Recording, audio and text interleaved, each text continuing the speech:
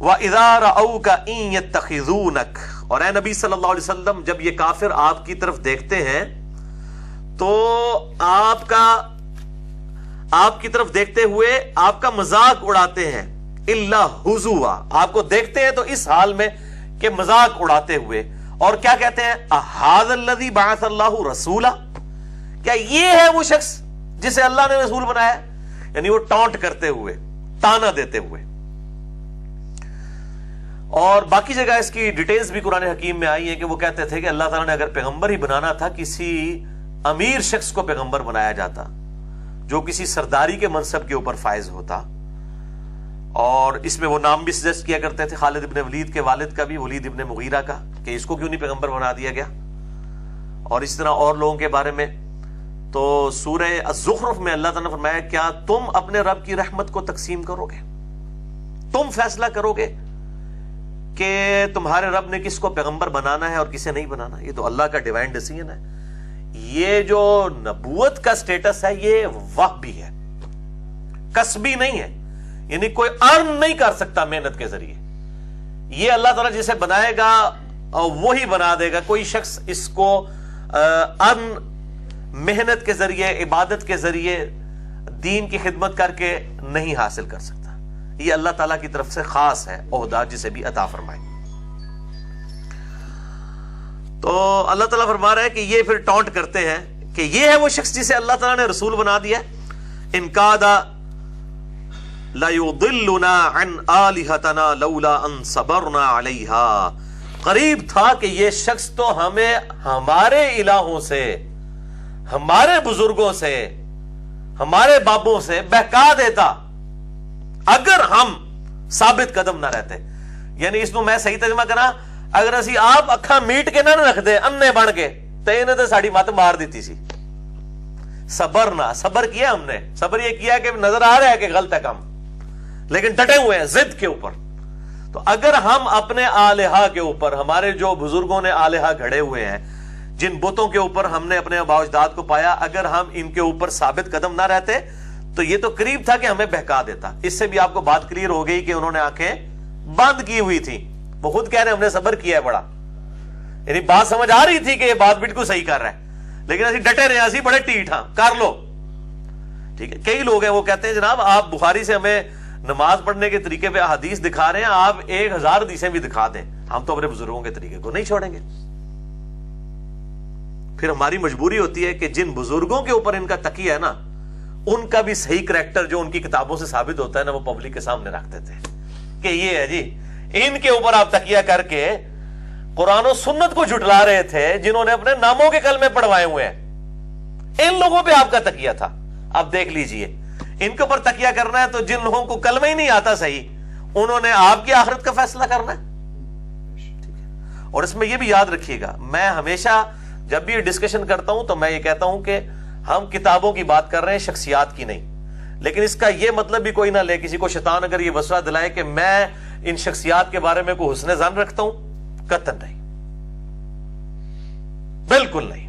اس کی وجہ یہ ہے کہ جن کا تعارف ہم تک اس حالت میں پہنچا ہے، اگر ہم ان کے بارے میں حسن ظن رکھ لیں جبکہ ان کا تعارف بھی ہم تک ایسا پہنچ چکا ہے کہ ان کی کتابوں میں گستاخیاں ہیں اور وہ گستاخی رسول قیامت والے دن نکلے تو ساڑی پھینٹی لگ جانی ہے، تو ہم درمیان میں ہیں، نہ تو ہم ان کو اچھا سمجھتے ہیں ان کتابوں کی وجہ سے، اور نہ ان پہ گالی گلوچ کے قائل ہیں، اس لیے کہ وہ مر چکے ہیں اور مرے ہوئے بندے پہ گالی نہیں کی جا سکتی، اور دوسرا ہمیں نہیں پتا ان کی کتابیں تبدیل ہو گئی ہوں، لیکن یہ بھی ہم باچے خانی نہیں کرتے ہیں کہ جی یقیناً تبدیل ہو گئی ہیں، وہ تو بڑے چنگے سن، نہ یہ بھی سانوں کو نہیں پتا۔ کل کو 1000 سال بعد لوگ کہیں گے جی غلام احمد قادیانی بھی بہت اچھا تھا، یہ تو بس لوگوں نے تعریف کر دی ہے، 1000 سال چھوڑ دیں، ابھی یہ 100 سال پورے نہیں ہوئے غلام احمد قادیانی کو، آلموسٹ تقریباً 100 سال ہوئے ہیں۔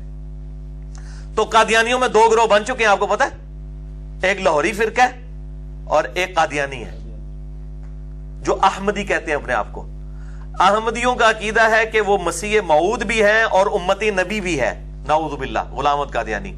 اور لاہوری گروپ کہتا ہے کہ نہیں نہیں، انہوں نے تو دعوی نبوت کی ہی نہیں، وہ تو مجدد تھے۔ یہ جو احمدی ان پر جھوٹا الزام لگا رہے ہیں، آپ لاہوری گروپ کے پاس بیٹھے نا تو وہ وکالت کرتے ہیں، تو اب پھر ان کو بھی چاہیے کہ جو اپنے بزرگوں کے بارے میں حسن ظن رکھتے ہیں تو لاہوریوں کی بات مانتے ہوئے غلام احمد قادیانی پہ بھی اس نے ظن رکھے کہ نہیں جی نہیں، ہمارے بزرگوں نے مناظرے کیے تھے، اس کی کتابیں موجود ہیں. تو تھوڑے بزرگوں نے بھی کتابیں موجود نے، ان میں سب کچھ لکھا ہوا ہے کہ ان کے کیا عقائد و نظریات تھے، تو ہم ان کے بارے میں کیسے اس نے ظن رکھ لیں؟ تو ہماری شرافت اس میں ہے کہ ہم خاموشی اختیار کرتے ہیں، نہ ہم ان کو اچھا کہتے ہیں نہ برا. ورنہ اگر آن گراؤنڈ فیصلہ کریں گے تو برائی کا ہی فیصلہ ان کے لیے کریں گے، کیونکہ ہم پابند ہیں ان کتابوں کے، کیونکہ ہم تک جو بات پہنچی ہم اس کے پابند ہیں. ہم قطعاً کسی ایسی چیز کے پابند نہیں ہیں جو تھریٹیکل ہے. جس طرح وہ ہم بخاری مسلم سے حدیث نماز کے طریقے پہ بتاتے ہیں، وہ کہتے ہیں ساڑیاں بھی ہیں سن لیکن اڑ نہیں رہی ہو، وہ کدھر ادھر ادھر ہو گئی ہیں. اور بھائی ہم تو اس کے پابند ہیں جو چیزیں ہمارے پاس آئی ہوئی ہیں، ہم ان چیزوں کے پابند ہیں. میں اللہ تعالیٰ کو قیامت الدین نہیں کہہ سکتا کہ یا اللہ میرے پاس جو یہ قرآن پہنچا تھا اس میں تو لکھا تھا ایاک نعبد و ایاک نستعین، لیکن جہاں میں نے آنکھ کھولی تھی وہاں سارے ہی جو ہے وہ اپنے اپنے بزرگوں کو مدد کے لیے پکارتے تھے، تو اس لیے مجھے یہ آیت نہیں سمجھ آ سکی. تو اللہ تعالیٰ کہے گا کہ اللہ کے بندے تو اس چیز کا پابند تھا جو تیرے پاس آئی تھی، نہ کہ ان چیزوں کا جو ساری تھریٹیکل تھی. سن سنا کے سننی ٹنی، بوکش مسلمان نہیں ٹنی. تو یہ بڑا پوائنٹ ٹو بی نوٹڈ ہے اس حوالے سے کہ اللہ تعالیٰ فرما رہا ہے کہ یہ کہتے ہیں کہ اگر ہم پکے نہ ہوتے اپنے بزرگوں کے اوپر، قریب تھا کہ یہ ہمیں بہکا دیتا راہ حق سے، نعوذ باللہ. وہ اپنے اس باطل راستے کو راہ حق سمجھ رہے تھے. وَسَوْفَ يَعْلَمُونَ حِينَ يَرَوْنَ الْعَذَابَ، ان قریب جب یہ عذاب دیکھیں گے تو ان کو پتہ چل جائے گا من اضل سبیلا، کہ ان میں سے کون جو ہے وہ راہ حق سے بھٹک گیا ہے. جب عذاب دیکھیں گے. لیکن مجھے بتائیے اگر ایک قادیانی کو قیامت والے دن یہ بات پتہ چلی کہ غلام احمد قادیانی جو ہے یہ دجال تھا، جھوٹا تھا، تو قیامت والے دن اس کو یہ بات پتہ چلنے کا کوئی فائدہ ہوگا؟ کئی لوگ کہتے ہیں او جی اگے جا کے پتہ لگ جائے گا کیڑا صحیح ہے کیڑا غلط ہے. او بھائی اگے جا کے پتہ لگا تو فائدہ کوئی نہیں نا. ہاں فائدہ تب ہے جو آگے سے واپس بندہ دنیا میں آ جائے، پھر تو آپ کی بات ٹھیک ہے. ادھر ہی فیصلہ کرنا ہے کہ کون صحیح اور کون غلط، اور اس کے بعد اپنے لیے ایک راہ حق کو واضح کرنا ہے اور اپنی آخرت کی فکر کرنی ہے، کسی دوسرے کی نہیں، سب سے پہلے اپنی آخرت کی فکر کرنی ہے. تو یہ بڑا امپورٹنٹ پوائنٹ ہے، اس کو یاد رکھیے گا. ارائیت من اتخذ الہہ ہوا، اے محبوب صلی اللہ علیہ وسلم بھلا تم نے دیکھا اس شخص کو جس نے اپنی خواہش نفس کو اپنا رب مان لیا ہے. والعیاذ باللہ. افانت تکون علیہ وکیلا، تو اے نبی کیا آپ اس کے وکیل بن جائیں گے جو خود راہ حق سے بھٹک چکا ہے؟ یہ وہ جو میں کہہ رہا تھا نا، اے نبی ہم نے آپ کو وکیل بنا کے نہیں بھیجا، داروغہ بنا کے نہیں بھیجا. تو اللہ تعالیٰ فرما رہا ہے جس نے اپنی خواہش نفس کو اپنا خدا مان لیا ہے، جو اپنی اس مرضی کے پیچھے چلنا چاہتا ہے، آپ کیا زبردستی اس کو حق گھول کے پلا دیں گے؟ آپ اس کی وکالت کریں گے؟ نہیں. لست علیہم بمسیطر، اے نبی ہم نے آپ کو ان پر داروغہ بنا کر نہیں بھیجا. اسی طریقے سے فذکر بالقرآن من یخاف وعید، اے نبی صلی اللہ علیہ وسلم اس قرآن کے ذریعے لوگوں کو ڈر سنائیں، ان لوگوں کو جو آپ کے رب کی دھمکی سے ڈر جائیں. جو ڈرنا نہیں چاہتے ان کے لیے تو قرآن میں ہدایت ہی نہیں ہے. تو اللہ تعالیٰ فرما رہا ہے کہ اے نبی ہم نے آپ کو ان پر کوئی وکیل نہیں بنایا. یہ اپنے خواہشات نفسانی کی پیروی کرتے ہوئے انہوں نے خدا مان لیا ہے. خدا انسان جس کو مان لیتا ہے تو اس کی ہر بات کو من و عن قبول کرتا ہے. ایسا ہی ہوتا ہے نا. تو جو شخص خواہش نفس کو اپنا خدا مان لے تو اس کے سامنے اگر روشن دلائل بھی آپ رکھیں گے نا، وہ ان دلائل کو نہیں دیکھے گا، وہ اپنی خواہش نفسانی کو دیکھے گا، ان کے اوپر فیصلہ کرے گا، اور اس کا تو کوئی علاج نہیں ہے. امام احمد بریلوی صاحب نے فتاوی رضویہ میں یہ بات لکھی ہے کہ دیوبند اور اہل حدیث کی مسجدیں مثل گرجا ہیں، ان میں نماز پڑھنا مکروہ تحریمی واجب العیادہ ہے. وہ کہتے ہیں اس میں نماز بھی نہیں آپ پڑھ سکتے.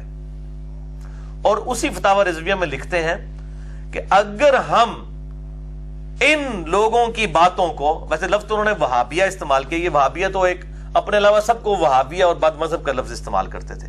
اگر وہابیہ کی بات صحیح مان لی جائے تو ہمیں اپنے پچھلے 1200-1300 سال کے بزرگوں کو مشرک اور کافر ماننا پڑ جائے گا. اس کا مطلب ہے ان کو پتا تھا کہ ہمارے جو بزرگوں کے عقیدے کیا گزرے ہیں، کتاب و سنت کے خلاف ہے، خود مان رہے ہیں کہ ان کو ماننا پڑ جائے گا، اس لیے ہم بات نہیں صحیح مان رہے ان کی. آپ نے دیکھا، پوائنٹ ٹو بی نوٹڈ. اور پھر اس لیول تک گئے وہ کہ انہوں نے پھر وہ عبارتیں ڈھونڈی، اشرف تھانوی صاحب کی عبارتیں گستاخانہ، رشید احمد گنگوئی کی ڈھونڈی، اس طریقے سے اسماعیل امبیٹوی کی ڈھونڈی، اور پوری کتاب حسام الرمین لکھی، جسے ہم کہتے ہیں کہ ٹھیک ہے گستاخانہ عبارتوں پہ، کہ جو انہوں نے گرفت کی ہے بالکل ٹھیک کی ہے. لیکن جب اسی طرح کی عبارتیں ہم ان کے بزرگوں کی دکھاتے ہیں تو آئیں بائیں شائیں شروع کر دیتے ہیں، پھر کہتے ہیں بزرگوں کی خدمات نہیں ہے. ہم پوچھتے ہیں اشرف علی تھانوی صاحب کے بھی صرف 2-3 ہی گستاخیاں ثابت ہیں نا، باقی وہ تو تقریباً 2000 کتابوں کے مصنف ہیں. آپ کے بزرگوں کی ساروں کی کتابیں ملا کے بھی اشرف تھانوی کی کتابوں کے برابر نہیں ہے، تو اشرف تھانوی صاحب کی کوئی خدمات نہیں ہے.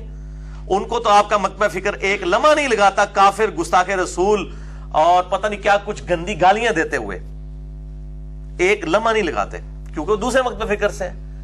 تو ان کی بھی تو 1-2 عبارتیں ہی ہیں نا. تو آپ کے بزرگوں کی اگر 1-2 عبارتیں لکھی ہیں، نکلی ہیں، تو کہتے ہیں جی غلطی ہو گئی ہے، باقی خدمات دیکھیں. ہم تو کہتے ہیں جی جن کا دعویٰ ہے کہ یہ بزرگ ہیں، اولیاء اللہ ہیں، اولیاء اللہ سے غلطی تو ہوگی لیکن گستاخ رسول نہیں ہوگا اولیاء اللہ. چشتی رسول اللہ پڑھوانے والا کبھی جو ہے وہ اولیاء اللہ نہیں ہو سکتا، یہ ذہن میں رکھیے گا. وہ پھر ولایت بھی جائے گی اس بندے کی.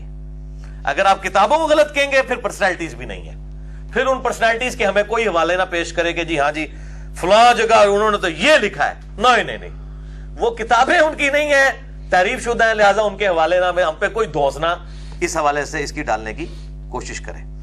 تو میں بار بار اس بات کی کر رہا ہوں، بعض لوگ ہماری دعوت کو نقصان پہنچانے کے لیے یہ پروپیگیٹ کر رہے ہیں کہ میں کوئی ان لوگوں کے بارے میں حسن ظن رکھتا ہوں. نعوذ باللہ من ذالک.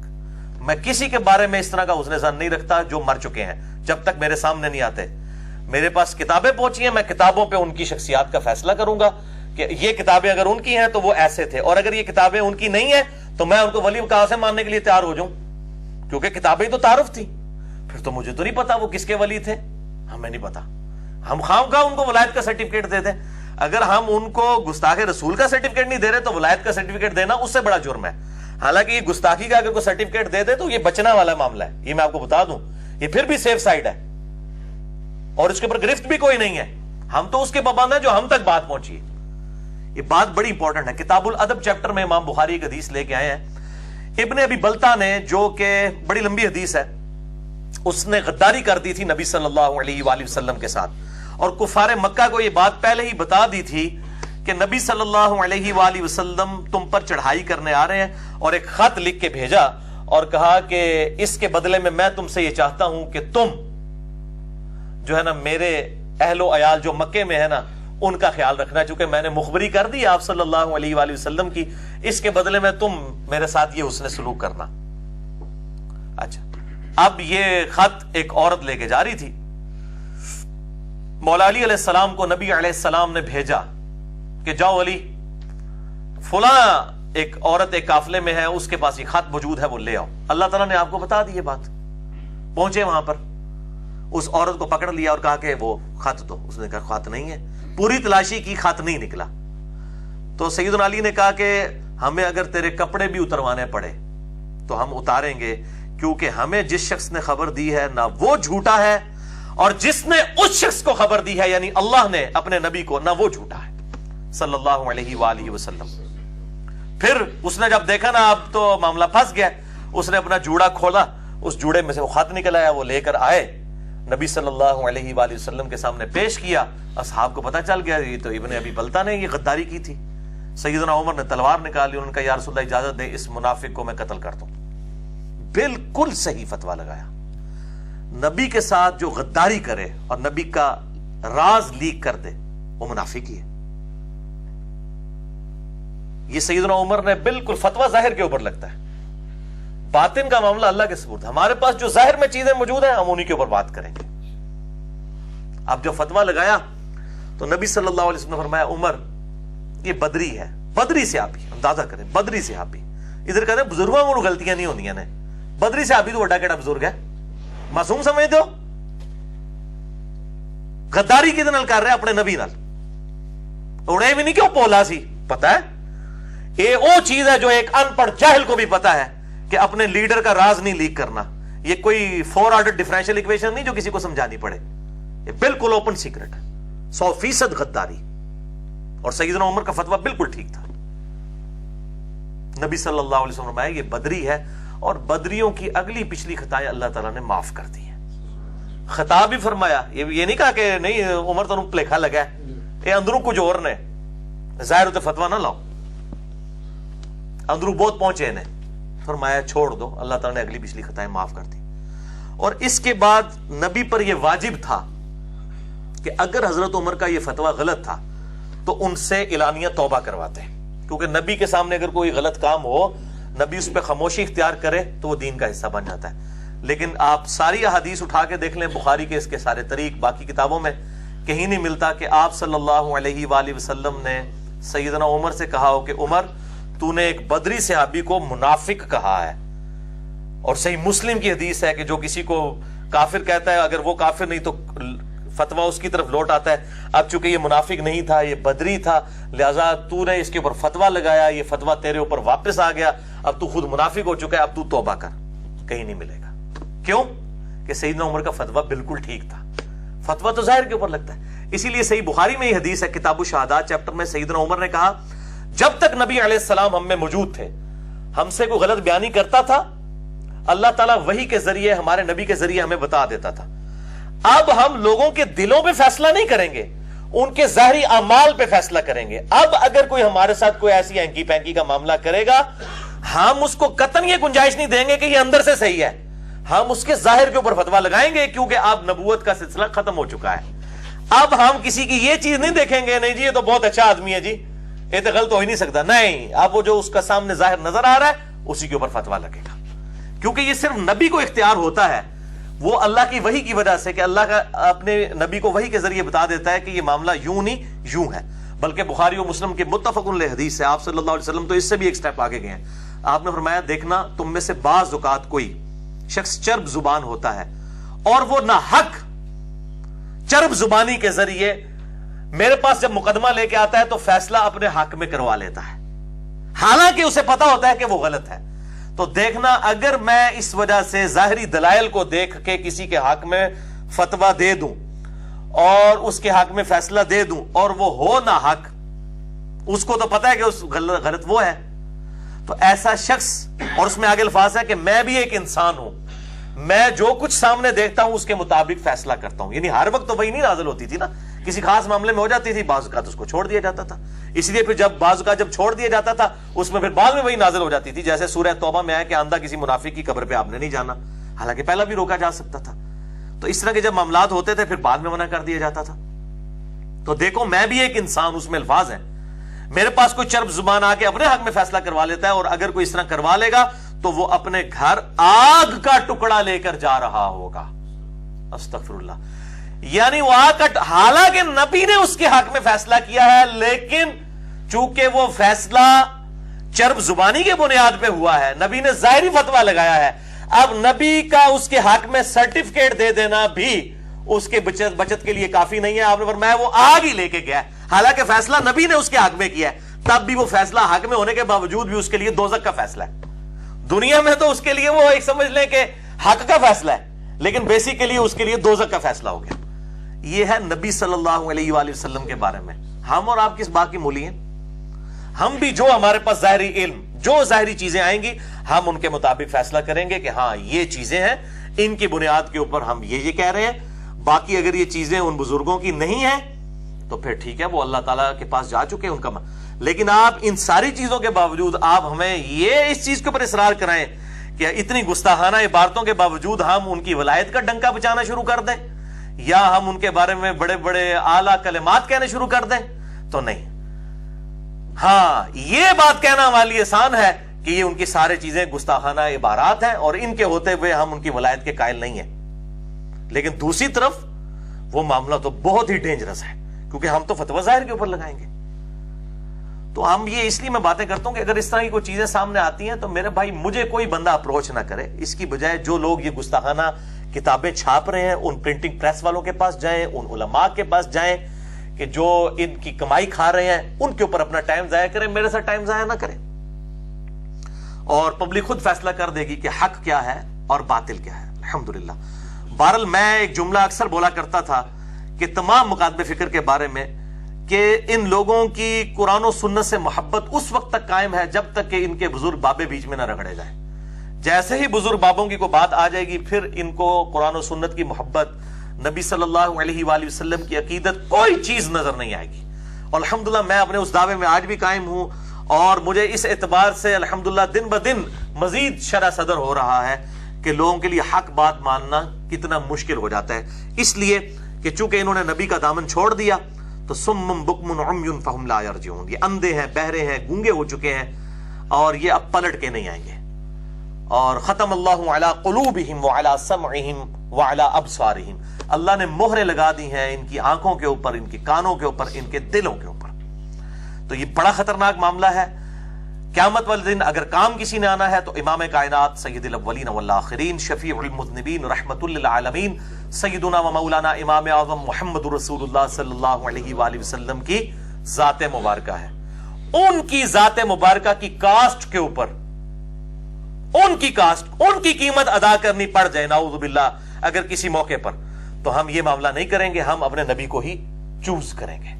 اور سیدنا عمر نے جو فتویٰ لگایا کہ منافق، کیوں؟ اس نے نبی کے ساتھ غداری کی. یہ معاملہ بہت خطرناک ہے.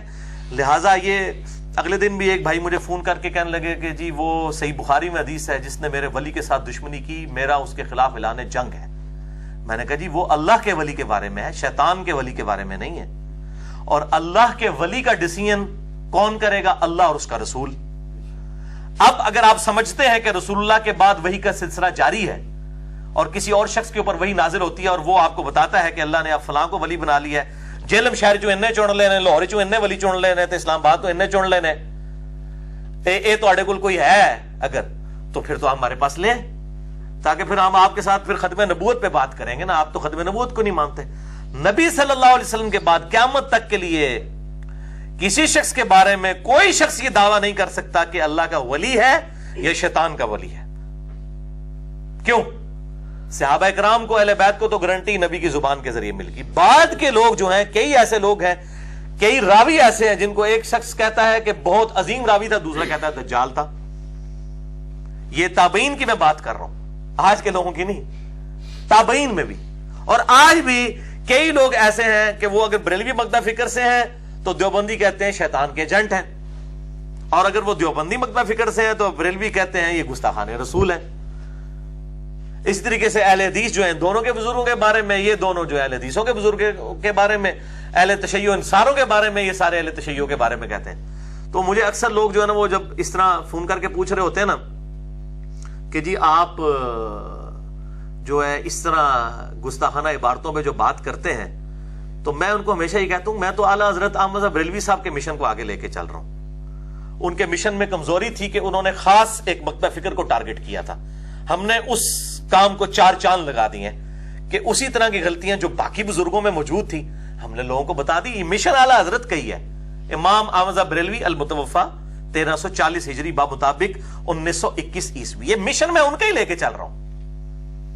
احمد بریلوی صاحب نے رشید احمد گنگوئی کو لکھا ہے شیطان کا دم چھلا حسام الحرمین میں، اور لکھا ہے کہ غلام احمد قادیانی کا یہ پیروکار ہے.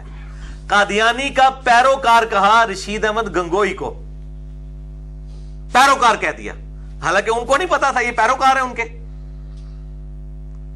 تو یہ بڑا خطرناک معاملہ ہے کہ یہ لوگ دوسروں کے بارے میں بڑی زبان ماشاءاللہ کھلتی ہے، جب اپنی باری آئے تو کہتے ہیں دین کی خدمات ہے. تو ہم یہ کہتے ہیں جن لوگوں کے بارے میں آپ نے کلیم کیا ہوا ہے نا، ہمارے خلاف تو اعلان جنگ تب ہوگا جب ہم ان کو اولیاء اللہ مان لیں گے. ہم تو سیدنا عمر کی طرح ان کے ظاہر کے اوپر فتویٰ لگائیں گے، سیدھی سی بات ہے. لہٰذا ہمارے اوپر کوئی گرفت نہیں. نبی صلی اللہ علیہ وسلم نے سیدنا عمر پہ کوئی گرفت نہیں فرمائی، حالانکہ وہ تو جینون کیس تھا. ہمیں تو الحمدللہ ہم جو کچھ فتوے لگا رہے ہیں نا وہ الحمدللہ یہ کیس بالکل جینون ہے. وہاں تو وہ معاملہ تھا کہ وہ توثیق ہو گئی. یہاں تو ہمیں پورا کانفیڈنس ہے الحمدللہ کہ یہ جو عبارتیں ہیں یہ کفریاں ہیں، ان کو چھاپنے والے بھی اتنے بڑے مجرم ہیں اور ان کا دفاع کرنے والے بھی اتنے ہی بڑے مجرم ہیں. یہ بالکل کلیئر کٹ بات ہے اور ڈنکے کی چوٹ پہ ہے. اللہ کے فضل سے ہم حق بات بیان کریں گے اور نبی صلی اللہ علیہ وسلم کو ہم چنیں گے، ہمیں 1 کروڑ لوگوں کی قربانی بھی دینی پڑے ہم کسی کو کچھ نہیں سمجھتے. ہمیں کسی کی کوئی دھمکی نہ لگایا کہ وہ اتنی بڑی ہستی میرے بھائی, کوئی کتنی بھی بڑی ہستی ہو, جب وہ گستاخ رسول ڈکلیئر ہو جائے گا پھر اس کی وہ بڑائی ختم ہو جائے گی, زیرو سے ملٹیپلائی ہو جائے گی. یہی تو احمد بریلوی صاحب نے درس دیا تھا. اگر انہوں نے اشرف علی تھانوی رسول اللہ پہ فتوی کفر لگایا تھا تو چشتی رسول اللہ پہ بھی فتوی کفر اسی طریقے سے لگے گا. اب شطحیات نہیں بن جائیں گی, یہ ایڈا موٹا لفظ شطحیات, ٹھیک ہے جی, بونگیاں, شطحیات, تو یہ نہیں ہوں گی. تو یہ معاملہ بالکل کلیئر کر لیں, کنو کڑ لو یہ گل. یہ بالکل وہی لوگ ہیں جو اللہ تعالیٰ فرما رہا ہے کہ ان لوگوں نے اپنی خواہش نفس کو اپنا رب مان لیا ہے. اور اے نبی کیا تم ان کے ذمہ دار ہوگے؟ ام تحسب ان اکثرهم یسمعون او یعقلون, اے نبی کیا تم گمان کرتے ہو کہ یہ ان میں سے اکثر لوگ جو ہیں یہ سنتے اور عقل رکھتے ہیں؟ تم تو دعوت پیش کر رہے ہو تو تم سمجھ رہے ہو یہ بات کو سن رہے ہیں اور سمجھنا چاہ رہے ہیں. نہیں, انہم الا کالانعام, یہ تو نہیں ہے مگر چوپائے ڈنگر. پیر کرم شاہ صاحب الازہری نے یہاں ترجمہ کیا ہے یہ ڈنگر ہے, ڈنگروں کی مانند ہے. بل ہم اضل, بلکہ ڈنگروں سے بھی گئے گزرے, جانوروں سے بھی گئے گزرے ہیں. بل ہم اضل سبیلا, اور اس سے بھی زیادہ گمراہ راستے کے اوپر ہیں یہ, جانوروں سے بھی زیادہ. اور بالکل صحیح ہے, سورۃ الاعراف کی بھی آیت نمبر 179 ہے, وَلَقَدْ ذَرَأْنَا لِجَهَنَّمَ كَثِيرًا مِنَ الْجِنِّ وَالْإِنسِ, اور ہم نے جنوں اور انسانوں کی اکثریت پائیدہ ہی دوزخ کے واسطے کی ہے. کتنا خطرناک فتویٰ ہے. اور میں یہ کہتا ہوں قرآن حکیم کی یہ سب سے زیادہ سخت ترین آیت ہے. جنوں اور انسانوں کی اکثریت ہی ہم نے دوزخ کے لیے پیدا کی ہے. وَلَقَدْ ذَرَأْنَا لِجَهَنَّمَ كَثِيرًا مِنَ الْجِنِّ وَالْإِنسِ, اور ساتھ پھر وجہ بھی بتا دی کہ ہم کوئی زبردستی نہیں دوزخ میں پھینک رہے. لَهُمْ قُلُوبٌ لَا يَفْقَهُونَ بِهَا, ہم نے ان کو دل دیے تھے, عقل دی تھی سوچنے کے لیے, لیکن وہ تفقہ نہیں کرتے. وَلَهُمْ أَعْيُنٌ لَا يُبْصِرُونَ بِهَا, ہم نے ان کو آنکھیں دی تھی, آنکھیں کھولو بھائی دیکھو کیا حق ہے اور کیا باطل, لیکن وہ اس سے دیکھتے ہی نہیں ہیں. وَلَهُمْ آذَانٌ لَا يَسْمَعُونَ بِهَا, ہم نے ان کو کان دیے تھے تاکہ اس سے سنتے کہ حق بات کیا ہے. أُولَئِكَ كَالْأَنْعَامِ, یہ تو نہیں ہے مگر چوپایوں کی مانند. بل ہم اضل, بلکہ ان سے بھی زیادہ گمراہ. أُولَئِكَ هُمُ الْغَافِلُونَ, اور یہ بہت ہی غافل لوگ ہیں, حق بات سے اناد کرنے والے لوگ ہیں, جان بوجھ کے آنکھیں بند کی ہوئی ہیں. اب ظاہر ہے کہ آنکھیں جس نے جان بوجھ کے بند کی آپ اس کو تو اٹھا نہیں سکتے نا, ٹھیک ہے, لیکن یہ نہ سمجھیے گا یہ کوئی فائدہ مند ہوگا. جب دوست کی دوزخ میں جائیں گے, سورۃ الملک میں آیا ہے وَقَالُوا لَوْ كُنَّا نَسْمَعُ أَوْ نَعْقِلُ مَا كُنَّا فِي أَصْحَابِ السَّعِيرِ, دوست کی کہیں گے کاش ہم نے دنیا میں بات سن لی ہوتی اور اپنی عقل استعمال کی ہوتی, آج ہم دوزخ میں نہ ہوتے. تو اللہ تعالیٰ فرمائے گا فَاعْتَرَفُوا بِذَنبِهِمْ, انہوں نے اپنے اصلی جرم کا اعتراف کر لیا. فَسُحْقًا لِأَصْحَابِ السَّعِيرِ, پس پھٹکار ہو ان دوستیوں کے اوپر. اب کوئی فائدہ نہیں, دنیا آخرت میں مان لیا تو اس ماننے کا کوئی فائدہ نہیں ہے. اس دنیا میں ماننا ہوگا حق کیا ہے اور باطل کیا ہے, اس کا فرق دنیا میں سیکھیں گے تب فائدہ ہے, ادروائز کوئی فائدہ نہیں ہے. تو یہ ایک تھوڑی امپورٹنٹ گفتگو تھی, میں نے اس حوالے سے کر دی تاکہ ایک چیز مزید ریکارڈنگ میں آ جائے کہ میں بالکل دونوں ایکسٹریمز کے خلاف ہوں. ایک ایکسٹریم پہ وہ لوگ ہیں جو ان کتابوں کی بنیاد کے اوپر ان بزرگوں کی تکفیر کر رہے ہیں اور ان کو کافر سمجھتے ہیں, میں اس کو بھی ایکسٹریم سمجھتا ہوں. دوسری ایکسٹریم پہ وہ لوگ ہیں جو کہتے ہیں نہیں بزرگوں نے تو سلامت رکھنا ہے, اسی کتابوں نے بھی کوئی جھوٹی تعویلات کر لینی ہے, یا یہ کہہ دیں گے یہ باقی کتاب صحیح ہے یہ تعریف ہوگی. یہ بالکل یہ بھی اسی طرح کا کردار ادا کر رہے ہیں. ہم بالکل درمیان میں ہیں, اور اگر ہم نے پارشلی ہونا ہے تو یہ سائڈ پھر بھی سیف ہے کہ کیونکہ کتابوں کے ذریعے یہ چیزیں پہچانی جاتی ہیں, ہر شخص اپنی ان کتابوں کی بنیاد کے اوپر ہی پہچانا جائے گا. وہ سائڈ پھر بھی سیف ہے, اور قیامت والے دن اللہ کے حضور اگر یہ چیز غلط بھی ثابت ہو جائے تو پھر بھی جسٹیفیکیشن ہو سکتی ہے, جس طرح سیدنا عمر فاروق رضی اللہ تعالیٰ عنہ علیہ السلام کی اس بات کو آپ صلی اللہ علیہ وسلم نے ان پر فتویٰ نہیں لگایا, انہوں نے ظاہر کے اوپر فتویٰ لگایا تھا. لیکن یہ جو سائڈ ہے جو جھوٹا دفاع کر رہے ہیں ان کا, ان کتابوں کا بھی, اور ان کتابوں کو چھاپنے والوں کو غلط نہیں کہتے ہیں, تو یہ اپنی خیر منا لیں. اور ان ساری کتابوں کا میں نے پوسٹ مارٹم کیا ہے, مسئلہ نمبر 71B, انڈیا اور پاکستان کے بزرگوں کی 19 گستاخانہ عبارات کا تحقیقی جائزہ. ہماری ویب سائٹ اہلسنتپاک.com پہ لیکچر موجود ہے, جو الحمدللہ ہزاروں لوگوں کی ہدایت کا سبب بنا. اور میں نے اس میں اپنا ریسرچ پیپر جو ہے اندھا دھند پیروی کا انجام، ریسرچ پیپر نمبر 2A، وہ میں نے اس میں کور کیا ہے. جسے شوق ہو تو وہ لیکچر دیکھ سکتا ہے. اور ابھی اسی کی ایکسٹینشن آئی ہے الحمدللہ، جس نے ایک دفعہ تہلکہ مچال دیا ہے. الحمدللہ حق کی آواز بلند ہوئی ہے. مسئلہ نمبر 164A اور 164B، اس کے اندر میں نے ان ساری چیزوں کو کھول کر الحمدللہ مزید HD کیمرے کے اندر وہ عبارات بھی دکھا کے پورا چٹا بٹا کھول کے ان لوگوں کا سامنے دکھا دیا. اب فیصلہ عوام کی عدالت میں ہے. ہم اپنا مقدمہ عوام کی عدالت میں رکھ رہے ہیں کہ عوام فیصلہ کرے کہ اس طرح کے عقیدے رکھنے والے لوگ، اس طرح کی کتابیں چھاپنے والے لوگ، کیا ان کا ساتھ ان کو قیامت کے دن چاہیے یا اپنے محبوب صلی اللہ علیہ وآلہ وسلم کا ساتھ چاہیے؟ ہمیں تو اپنے نبی صلی اللہ علیہ وآلہ وسلم کا ساتھ چاہیے، ان کے گستاخوں کا ساتھ نہیں چاہیے. نہ ان گستاخانہ کتابوں کو ڈیفینڈ کرنے والوں کا ساتھ چاہیے، نہ ان گستاخانہ کتابوں کو چھاپنے والوں کا ساتھ چاہیے. الحمدللہ ڈنکے کی چوٹ پہ. باقی میں اینڈ پہ یہی کہوں گا وما علینا الا البلاغ، ہمارا کام تو نہیں تھا مگر پہنچا دینا. اور تسی انا پڑھ کے رہنا تھا، انے بنے رہو. ہم تو چاہتے ہیں کہ جس شخص نے زندہ رہنا ہے وہ دلیل کے ساتھ زندہ رہے، جس نے ہلاک ہونا ہے دلیل کے ساتھ ہلاک ہو. جو سورۃ الانفال میں آیا کہ یہ سارے حق ہم نے اس لیے کھول دیے تاکہ جو زندہ رہے دلیل کے ساتھ، جو مرے تو دلیل کے ساتھ مرے. اور سورہ توبہ کی آیت نمبر 115 میں آیا کہ اللہ تعالیٰ فرماتے ہیں ہم اس وقت تک موت نہیں دیتے کسی قوم کو جب تک کہ وہ ساری چیزیں جن کا وعدہ کیا گیا ان کو دکھا نہ دے. تو دنیا میں ہر شخص کو اللہ تعالیٰ مرنے سے پہلے ایک دفعہ ضرور حق بتا دے گا کہ حق یہ ہے. اس کے بعد اس نے اڑنگا لگا لیا تو ٹھیک، اگر چھوڑ دیا تو پھر اس پہ لگ جائے گی مہر.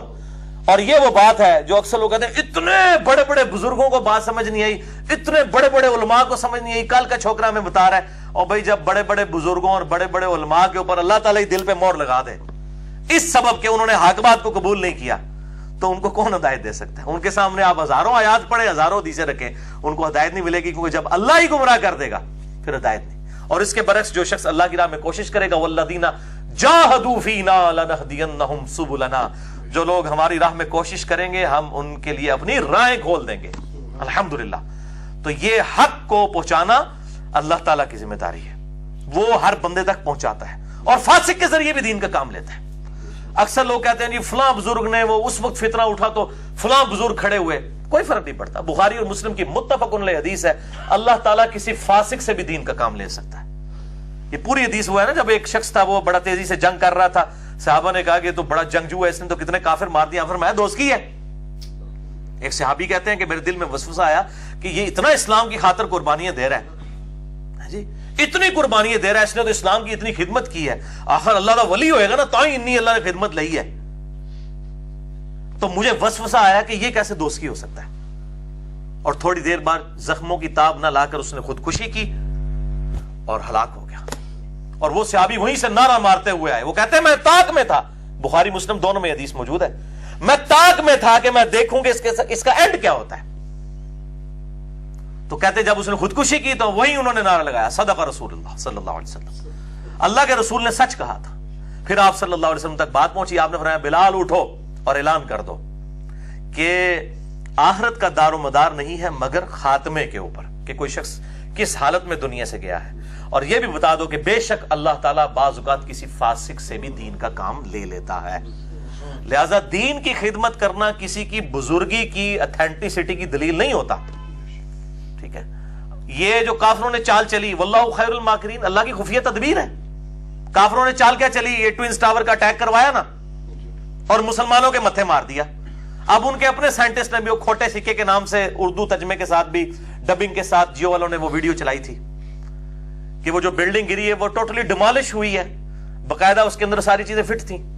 تو بیسیکلی انہوں نے اسلام کو ملائن کرنے کی کوشش کی نا، لیکن اللہ کی خفیہ تدبیر دیکھیں، اس واقعے کے بعد اسلام کو بدنام کیا، اسلام اتنی ہی تیزی سے اور زیادہ پھیل گیا اور صرف 9 مہینے کے اندر 34,000 امریکن پلس یورپین لوگوں نے اسلام قبول کر لیا الحمدللہ قرآن حکیم کو پڑھ کے. لیکن ادھر مولوی کہتے ہیں قرآن حدیث ڈائریکٹ نہ پڑھنا گمراہ ہو جاؤ گے. وہ انگریزی ترجمہ پڑھتے ہیں انہوں ہدایت مل جاتی ہے. کیوں؟ اس لیے کہ انگریز نے جب پڑھنا نا ایاک نعبد و ایاک نستعین، تو اس نے یہ ترجمہ نہیں کرنا کہ اے اللہ ہم تیری بھی مدد مانگتے ہیں اور بزرگوں کی مدد بھی مانگتے ہیں. یہ ترجمہ نہیں ہونے کرنا. انہوں نے نہیں سمجھا سکتے. وہ کہے گا بھائی جی یہی لکھا ہوا ہے، کدھر جائیے. میں اسی لیے کہتا ہوں کہ قرآن کا وہ ترجمہ معتبر ہے جو ترجمہ ایک نیوٹرل بندہ لے گا. باقی تو مولوی پڑھ دے ترجمے تک تو چلو پھر بھی کوئی ٹھیک رہتی ہے، باقی تو تفسیروں میں تو بیڑا غرق کر دیتے ہیں۔ تو جس کو ہدایت ملنی ہے اس کو مل جانی ہے۔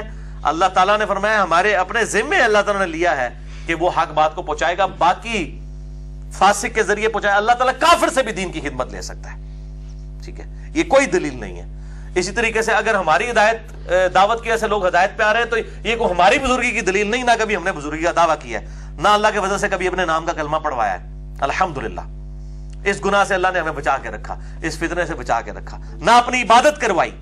وہ جیسے وہ کہتے ہیں نہیں فنا فی شیخ ہوں، پھر فنا فی رسول، پھر فنا فی اللہ۔ قرآن حکیم میں تو صرف بات تھی اطیعوا اللہ و اطیعوا الرسول کی، یا حکمران کی، اور وہ بھی فَإِن تَنَازَعْتُمْ فِي شَيْءٍ فَرُدُّوهُ إِلَى اللَّهِ وَالرَّسُولِ کے تحت تھی کہ اللہ رسول کے احکامات کے اندر انہوں نے پتہ نہیں بیچ میں کیا کچھ داخل کرنا شروع کر دیا، بے شرمی کی انتہا ہے۔ اللہ تعالی ہمیں اور پوری امت کو ان لوگوں کے فتنوں سے بچائے اور راہ حق پر کتاب و سنت کی تعلیمات پر ثابت قدم رکھے، آمین۔ الم تر الی ربک کیف مد ظل، کیا تم نے نہیں دیکھا کہ تمہارے رب نے کس طرح سائے کو پھیلا دیا۔ مد ظل، مد ظل یہ اکثر استعمال بھی بزرگوں کے لیے ہوتا ہے، لفظ پتہ ہے آپ کو؟ مد ظل، دیکھ اے انہاں دا استعمال ہے قرآن دی آیات دا، دامت برکاتہم العالیہ، ٹھیک ہے۔ اہل حدیث پھر بھی کوئی تھوڑا سوفسٹیکیٹڈ ورڈ استعمال کرتے ہیں، حافظہ اللہ تعالی، اللہ اس کی حفاظت کرے۔ اس سے بھی بہتر یہ ہے، میں تو اپنے لیے استعمال کرتا ہوں عافی عنہ، اللہ تعالیٰ میرے ساتھ عافیت کا معاملہ فرمائے، بس یہ دعا کرنی چاہیے کسی کے لیے بھی نا۔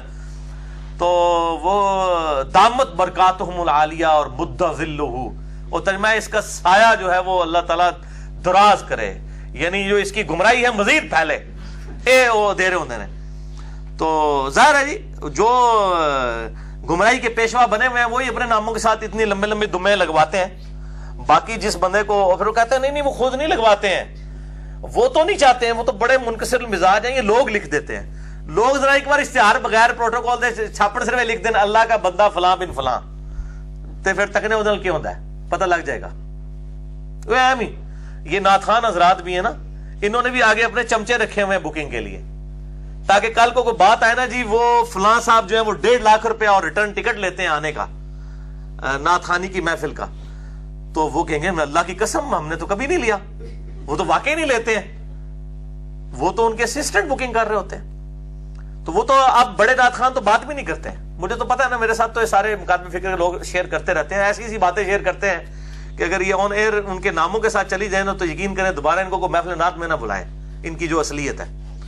تو وہ کہتے ہیں جی پہلے ہم بڑا محبت سے ٹی وی پہ دیکھ رہے ہوتے تھے، آنسو بھی نکل رہے ہیں، جب فون پہ رابطہ کیتا ہے پتہ لگا یار پکے دنیا دار نے تھے، دنیا پیچھے مرتے نے، اور پیسے طے کرتے ہوئے 19-20 بھی ہو جائے کہتے نہیں آندے اتوں ہی بلوا لو جی کوئی نعت خوان، ایڈی دوروں جی سانو بلانا جائے تنگ کرنا جائے، سیدھا انکار کر دیتے ہیں، ٹھیک ہے نا۔ 1.5 لاکھ تک بکنگ بھی ہوتی ہے، اور یہ بکنگ اس کے علاوہ ہے جو وہاں پہ لوگ جو پھینک رہے ہوتے ہیں وہ ویلے، وہ اس کے علاوہ ہے، وہ تو جتنی کوئی سمیٹ لے، یہ جو ہے یہ پیٹ ہے، جیسے وہ بیسک پہ ہوتی ہے اور 7 الاؤنسز ہوتے ہیں، ایک بیسک پہ ہوندی انہوں دی بھائی جی 1 لاکھ روپیہ 1.5 لاکھ روپیہ، اور پھر نہ الاؤنسز جنہیں بھی اتوں لب جان جو کوئی دے دے چونکہ جتنا کوئی جوش کسی نے دعا دین الاؤنسز نے نال، اور پھر وہ دین کی خدمت، اور نام دین کی خدمت کا ہے۔ تو یہ ان آنسوؤں کے ساتھ پبلک کو دھوکہ دیتے ہیں۔ صحیح مسلم میں حدیث ہے اللہ تعالیٰ تمہاری شکلوں اور مال کو نہیں دیکھتا، دلوں اور اعمال کو دیکھتا ہے۔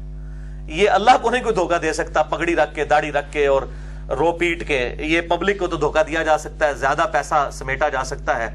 اور بڑے بڑے ایکٹر ہوتے ہیں، آپ کو پتہ ہے کہ کس قسم کی ایکٹنگ وہ ٹی وی میں آ کے کر جاتے ہیں، اور جب ان کی ویڈیوز لیک ہوتی ہیں تو کچھ اور چیزیں اس میں سے نکلنا شروع ہو جاتی ہیں۔ تو اللہ تعالیٰ جو ہے وہ پردہ رکھے ہمارے گناہوں پر بھی، اور اللہ تبارک و تعالیٰ ہمیں ان معاملات میں اس دنیا پرستی میں مبتلا ہونے سے بچائے، آمین۔